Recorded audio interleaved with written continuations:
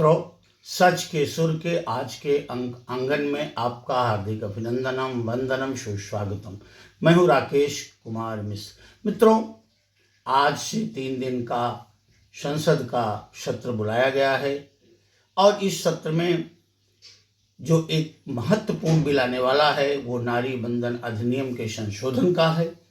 इसके अंतर्गत संसद में एवं विधानसभाओं में 33% महिलाओं के लिए आरक्षण की बात की जा रही है।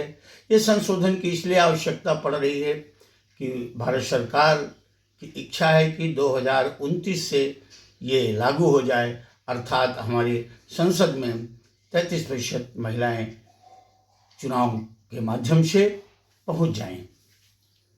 खैर, इस पर क्या होगा 3 दिन में हम देखेंगे, लेकिन आइए जरा अंतर कथा की ओर हम बढ़े।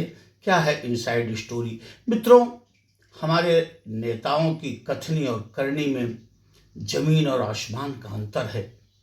आप बताएं, आजादी से आज तक 75 वर्ष से ज्यादा समय हो गया। अगर हम विधानसभाओं की बात करें तो पूरे देश में 9% से ज्यादा हमारी बहनें विधायक नहीं हैं।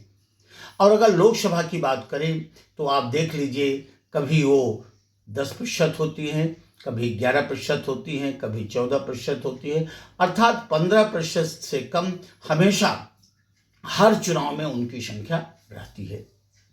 लेकिन इससे ज़्यादा दुखद है कि किसी भी दल को, चाहे वो भाजपा हो, चाहे वो कांग्रेस हो, चाहे वो बसपा हो, चाहे सपा हो, चाहे दक्षिण के राज्यों की सरकारें हों, आप जरा देखिए कि उसमें हमारी महिलाओं को कितना उनकी महत्ता और यत्ता को ऊर्जास्वित किया गया है।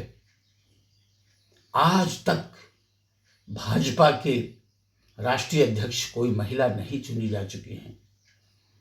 और जरा इसी प्रकार की स्थिति को देखिए कि 1-2 राज्यों को छोड़ करके कभी वो किसी महत्वपूर्ण राज्य की मुख्यमंत्री भी नहीं बनी हैं। इसी प्रकार से सपा और कांग्रेस और बसपा जितने भी संगठन हैं जो आज हिंदुस्तान को चांद पर ले जाने की बात करते हैं, महिलाओं को नारी सशक्तिकरण के लिए वो पुरजोर प्रयास करते हुए एक छद्मवेश में दिखाई पड़ते हैं। जरा उनके संगठन में आप देखिए तो आखिर किसी भी दल के संगठन में महिलाओं को महत्वपूर्ण पदों पर रखने के लिए कहाँ संविधान संशोधन की आवश्यकता पड़ती है, कहाँ 2/3 बहुमत की आवश्यकता पड़ती है। तो बस वही है, हाथी के 2 दांत, खाने का एक, दिखाने का एक। हमारी मातृशक्तियों को किस प्रकार से आंगन के भीतर में रखे जाने का सतत प्रयास किया जा रहा है, इसको हम आजाद भारत के बाद से ही देख रहे हैं। तो ये वही है कि अपने काम के लिए हमारी जो ये समाज की पुरुष प्रधान जो एक प्रकार से पितृसत्तात्मक जो सत्ता की बात है, जिसमें हमारे आधी आबादी को 2म दर्जे के नागरिक के रूप में मान्यता प्राप्त है, वो कितना दुखद पहलू है। अभी भी लोग चाह रहे हैं कि उनकी वो 33% ना पहुंचे।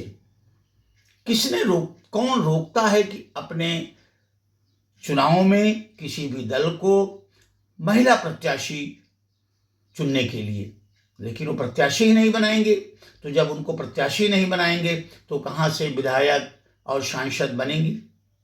अगर बनती भी हैं तो मुख्यमंत्री कहाँ बनेंगी?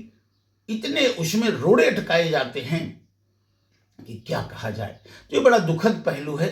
नारी बंधन अधिनियम में 3 दिन में क्या होने जा रहा है हम देखेंगे, लेकिन बस वही बात है कि जरा अगर पीछे मुड़ करके देखिए तो हमारी आबादी के साथ कितना सौतेलेपन का व्यवहार पुरुष समाज ने किया हुआ है। वो तो कहने की बातें हैं, यत्र नार्यस्तु पूज्यन्ते रमन्ते तत्र देवता, लेकिन जब यथार्थ के धरातल पर हम इसका मूल्यांकन करते हैं तो ये बस वही कि ये आंगन तक रहे, ये घर की चारदीवारी तक रहे। हालांकि हमारी पंचायतों में आज आप देखते हैं कि वहाँ राजीव गांधी जी के ही समय में जो पंचायतों में रिजर्वेशन की बात हुई थी, तो उससे बहुत से सभासद, बहुत से जिला पंचायत सदस्य, बहुत से प्रधान, आधी आबादी का प्रतिनिधित्व है। लेकिन उसमें भी अगर आप देखेंगे तो जो उनके प्रतिनिधि, उनके जो चाचा होते हैं, उनके पिता होते हैं, जो उनके पति होते हैं, असली खेल वही करते हैं। हमें इससे ऊपर उठने की आवश्यकता है और मैं इस वीडियो के माध्यम से संदेश भी देना चाहता हूं कि हमारी आधी आबादी को अब आगे आने की आवश्यकता है। बिना उनके इस समाज का विकास नहीं होगा, बिना उनके इस देश के तिरंगे की आन बान शान का सुविस्तारण नहीं होगा। तो मित्रों, एक बार पुनः आप इस पर विचार कीजिए और नारी बंधन अधिनियम को लेकर के हमारे मन में अगर कहीं कोई कुचेष्टाएं हों तो उसको हमें उसका परिसमापन करने की आवश्यकता है, क्योंकि ये समाज बदल रहा है। अगर हमारी बहनें, हमारी माताएं, हमारी मातृसत्तात्मक जो मातृशक्तियां हैं, अगर वो विधानसभाओं का परिणाम बदलने में सक्षम हैं तो वो स्वयं आगे आने में भी सक्षम है। तो बस आज इतना ही। आप हमारे इस वीडियो को देखिए, अपने अनमोल विचारों से हमें अवगत कराइए। जय भारत, जय माँ भारती।